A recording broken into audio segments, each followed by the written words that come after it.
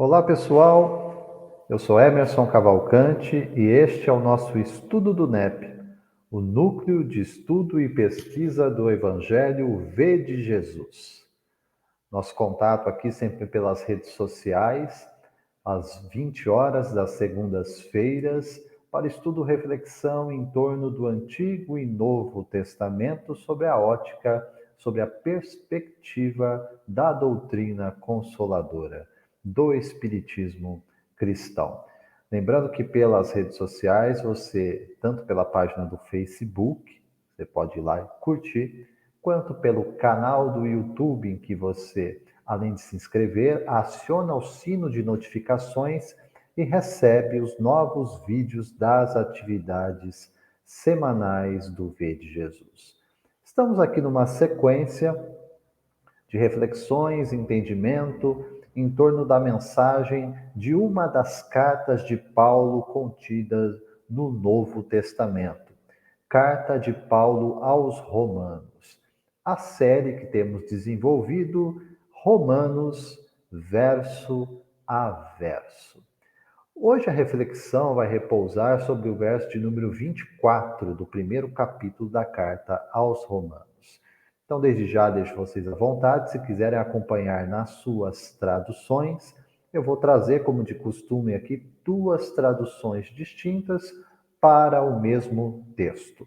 Olhando para a primeira tradução, em João Ferreira de Almeida, eu tenho aqui, nesse verso 24 do capítulo 1, o seguinte ensino do apóstolo Paulo. Por isso, também, Deus os entregou às concupiscências de seus corações, à imundícia, para desonrarem seus corpos entre si. Essa tradução de João Ferreira de Almeida. Na tradução da Bíblia de Jerusalém, Bíblia Católica, nós encontramos o seguinte: por isso Deus os entregou, segundo o desejo dos seus corações, à impureza, em que eles mesmos desonraram seus corpos. Vamos compreender aqui o contexto, desse verso 24. Paulo vem aqui num discurso, dentro da carta aos Romanos, tratando lá entre os versos 19 e 20 sobre esta condição do ser humano. Condição esta, e ele está olhando tanto para judeus quanto para gregos. Gregos, entendendo aqui, estrangeiros, aqueles que estão fora do povo de Israel. Portanto, a totalidade do gênero humano, com exceção dos israelitas, que receberam em Sinai e no trabalho de Moisés e dos profetas, aquilo que chamamos de primeira revelação divina, a partir do Decálogo e todo o ensino decorrente no Antigo Testamento que se conecta à lei divina. E aqui não estamos incluindo leis cerimoniais ou mesmo determinadas leis civis, penais, que se não estão mais contidas nos códigos humanos, mostram por si só que não se trata de lei divina, pois lei divina é eterna e imutável. No entanto, tudo aquilo que se mantém conectado à lei divina permanece no tempo porque inalterável, tendo por fonte original o pensamento de Deus. E aquilo que é perfeito, como é Deus, não precisa ser alterado. Compreendendo isso, então, nós vamos perceber aqui que o que Paulo está expondo é que os homens, se voltando então mais a si mesmos, ou por vezes exclusivamente a si mesmos, não reconhecem a presença de Deus na criação, embora ele se manifeste em toda ela. Por um exercício que não passa nem exatamente pela fé, passa por um olhar mesmo racional para aqueles que já têm entendimento e discernimento, no sentido de compreensão, de entendimento próprio. Cada criatura traz isso em si. Então, saído ali do período da infância alcançando já o período em que o ser humano começa a se reconhecer como indivíduo no mundo. Ele olha para as coisas e se questiona: se isso não foi criado pelos homens, quem criou? Tudo aquilo que é obra que não sai da mão humana, quem nos ofertou?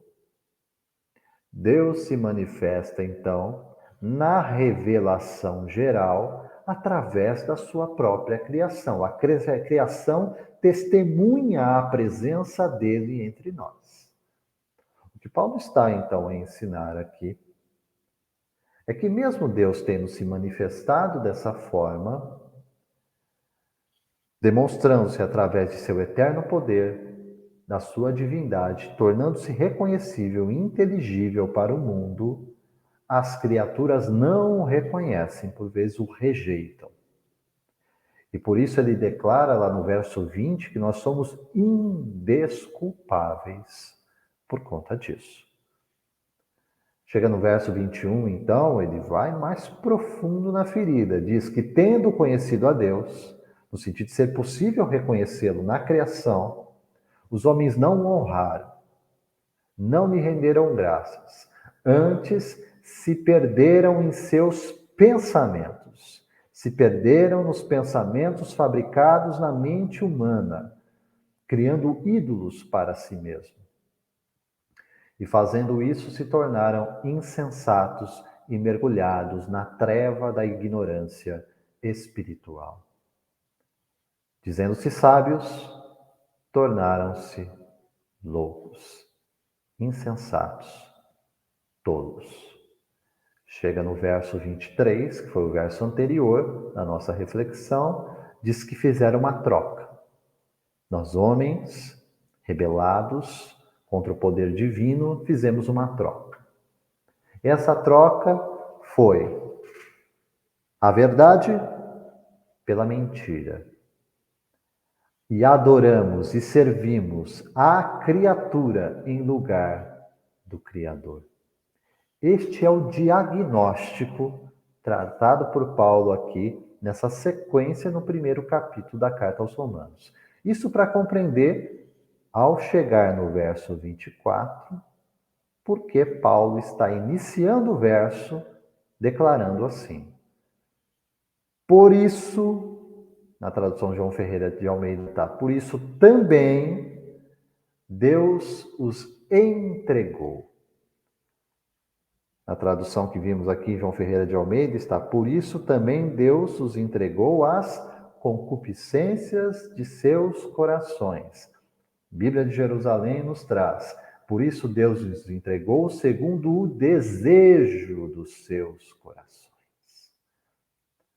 A concupiscência lá significa isso. O desejo, a pulsão. O homem apaixonado por si mesmo, o homem cego para as suas imperfeições, inclina-se, portanto, centra a própria vida em si e renega, rejeita Deus. E por isso diz que Deus os entregou ao desejo dos seus corações, à impureza em que eles mesmos, eles homens, desonraram seus corpos. O contexto pontual que Paulo está retratando aqui é a respeito do principal culto à época, ao primeiro século, entre os povos chamados pagãos, fora de Israel, e que tanto influenciaram o próprio Israel ao longo da história. Mas, em especial, aqui Paulo está olhando para o culto ao imperador. Lembrando, carta dirigida à comunidade cristã em Roma, capital do império, e lá se desenvolvia o principal culto à época, que era o culto ao imperador. O culto em que o imperador era declarado Deus, ele era deificado e chamado Filho de Deus. Percebe? Quando Paulo, ao escrever a carta aos Romanos, ele está sendo, entre aspas, subversivo ao dizer não. O Filho de Deus, Aquele que o representa sobre a terra não é o imperador de Roma. Nós, cristãos, declaramos: o único Filho de Deus, nesta condição de autoridade e de mediação entre nós e ele, é Jesus, o Cristo. Essa declaração tão impopular à época, como permanece, de certa forma, no nosso mundo neopagão, em que o paganismo apenas tem um novo revestimento, uma nova forma, mais sutil, uma forma de repente mais aceitável, mais adocicada para os nossos olhos, para os nossos ouvidos, mas que continua no mesmo padrão, rendendo graças e culto à criatura e rejeitando ao Criador, não se preocupando com a sua vontade ao nosso respeito, não se preocupando com as suas leis, que são as únicas que podem nos dirigir ao caminho da felicidade tão almejada. Paulo está dizendo aqui que Deus os entregou, os abandonou ao desejo de seus corações. Vamos compreender isso à luz da doutrina espírita. Vamos fazer aqui um breve passeio dentro das obras básicas da codificação com Allan Kardec. Inicialmente mencionando aqui para vocês a questão de número 495, que está contida no segundo livro, dentro de O Livro dos Espíritos, capítulo 9, tratando sobre a intervenção dos espíritos no mundo corporal. Aqui temos a seguinte situação. Está tratando sobre a doutrina dos anjos guardiães, aparentemente desconectada com aquilo que estamos tratando aqui em Romanos, mas vamos compreender que os anjos guardiães são protetores que Deus concede aos homens para nos acompanhar, nos dirigir e nos orientar no bom caminho. Pois bem, a pergunta que Kardec está fazendo é a seguinte: o espírito protetor abandona algumas vezes seu protegido quando este é rebelde aos seus conselhos? A resposta dos instrutores espirituais à questão 495 de O Livro dos Espíritos é a seguinte: ele se afasta, protetor se afasta, quando vê seus conselhos inúteis e que a vontade de sofrer a influência dos espíritos inferiores é mais forte. Todavia, não o abandona completamente e se faz sempre ouvir, sendo então o homem quem fecha os ouvidos.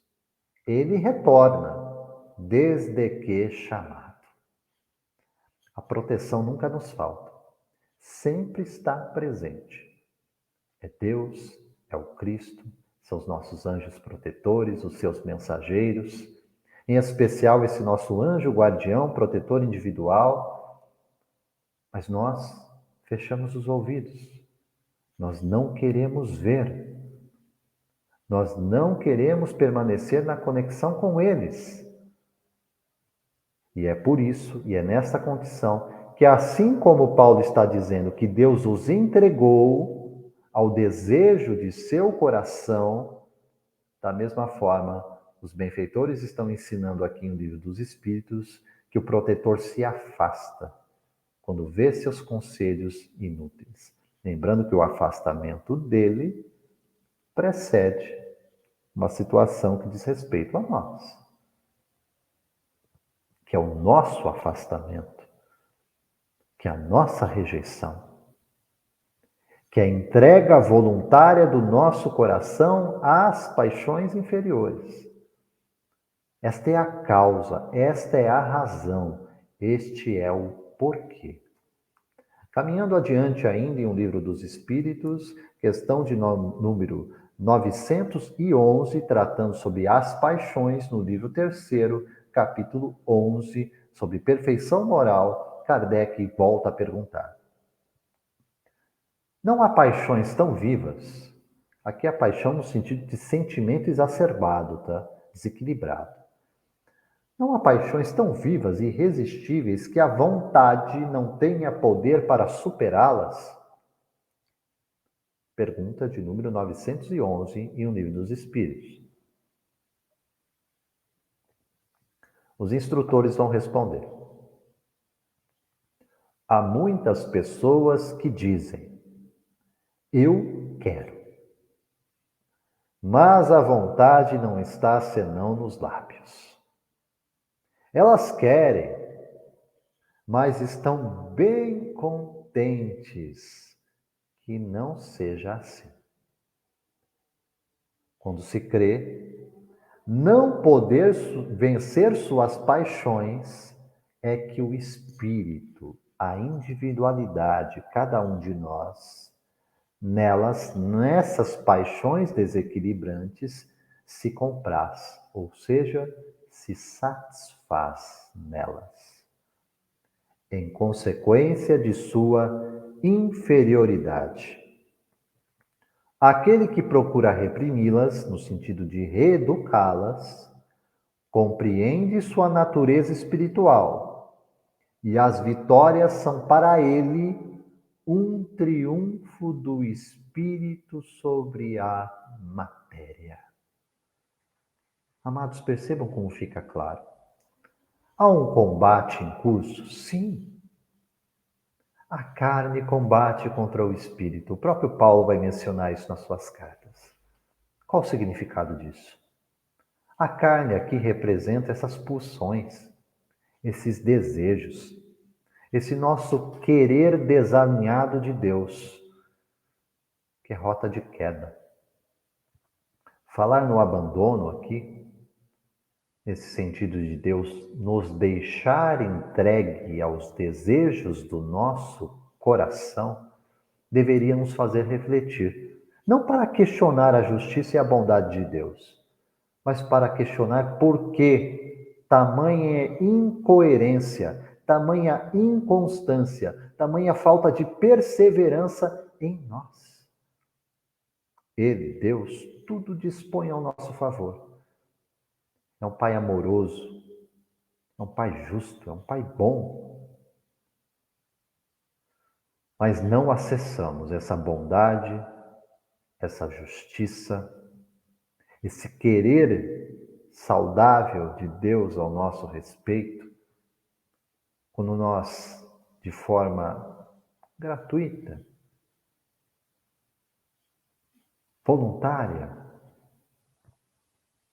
vamos em rota oposta, contrária, nos mantendo refratários, estacionados no caminho da evolução.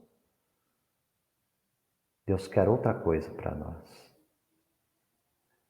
Deus deseja desde um princípio, porque nos fez imagem e semelhança a Ele. Nos comunicou determinados atributos para que sejamos benevolentes, para que sejamos indulgentes, para que venhamos a aprender a exercer o perdão tal qual nós somos necessitados dele, para de fato a caridade, o amor em ação estar presente em nossas vidas. A dificuldade para a gente ainda se apresenta. E de fato, em maior ou menor grau, conforme este maior ou menor interesse nosso de nos aproximarmos, de nos conectarmos e de restabelecermos o nosso contato com Deus. Lembrando que podemos rejeitar temporariamente, porque esse próprio Criador determinou para cada um de nós esta condição de retornarmos ao seu centro gravitacional, porque só no amor há vida. Fora isso, podemos estar vivos no corpo, mas espiritualmente mortos. Para completar aqui o entendimento dentro desse verso 24 do capítulo 1 da carta de Paulo aos Romanos, eu vou trazer aqui um breve resumo, mais uma vez olhando para a codificação com Allan Kardec, a principal obra de comentários ao Evangelho, que é o Evangelho segundo o Espiritismo.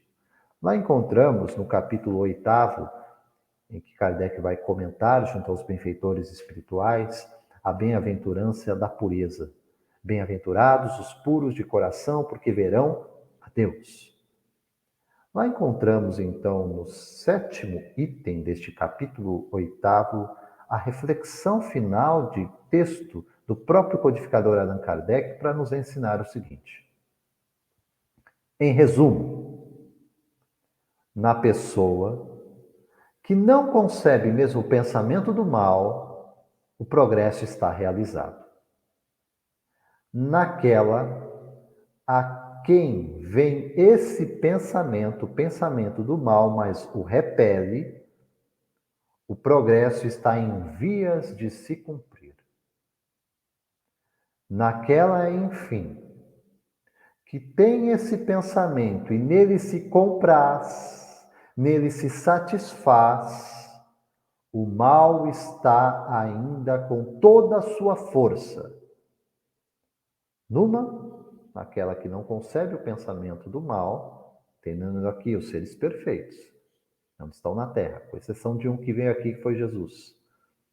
Nesses que não sequer aceitam ou recebem o pensamento do mal para manifestá-lo, o trabalho está feito. Na outra, está por fazer. Recebe e repele. Não quer. Combate. Mas, naquele que se satisfaz completamente, ele está inteiramente por ser feito. O trabalho do autoconhecimento, da autorrenovação, da transformação de si mesmo, conclui Kardec. Deus, que é justo, considera todas essas diferenças na responsabilidade dos atos e dos pensamentos dos homens, porque somos responsáveis por ambos. Pelos atos, por aquilo que faço, por aquilo que sai como obra das minhas mãos, sim, mas sem esquecer, por aquele que é o fato gerador, a causa geradora, os meus pensamentos. Também sou responsável diante de Deus por estes pensamentos. Em tudo busquemos reeducação. Em tudo busquemos a nossa reconciliação com Deus que quer nos ver junto a Ele, para que não caiamos nos erros cometidos e sequencialmente mantidos ao longo da história por estes. Como assim? Na carta de Paulo aos Romanos, nesse verso de número 24, Deus nos entregou às suas paixões, aos desejos do seu coração, à impureza, para desonrarem os seus corpos entre si. Amados, essas foram aqui as nossas breves reflexões em torno do verso 24 do capítulo 1 da Carta aos Romanos, na série do V de Jesus, Romanos verso a verso. Fica o convite nas redes sociais, página do Facebook, basta curtir, canal do YouTube, escreva lá NEP V de Jesus. E no acesso no canal você vai então se inscrever, acionar o sino de notificações, recebendo os novos vídeos das atividades semanais do NEP V de Jesus. Eu sou Emerson Oliveira Cavalcante e deixo aqui os meus votos de paz, luz e sabedoria. Que Deus nos abençoe hoje e sempre. Até a próxima. Até breve.